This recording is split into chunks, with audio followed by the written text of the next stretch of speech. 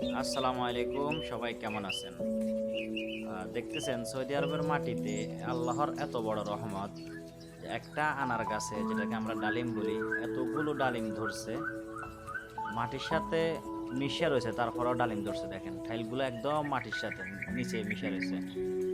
এত এত আনার, আল্লাহ একবার দেখতেছেন একদম পাতা ভিতরে একটা আমি ছিটতেছি, সেটা দেখবো এটা কিরকম। কালারটা কিন্তু মাশাআল্লাহ অনেক সুন্দর, দেখছেন? পুরা চারপাশ অনেক বড় গাছ এটা, চারো পাশ দিয়ে এত সুন্দরভাবে আনা ধরে রয়েছে। মাশাআল্লাহ, দেখতেছেন একদম মাটির সাথে মনে হয় এক বিখ্যাত ব্যবধান হবে, অল্প একটু ব্যবধান হবে।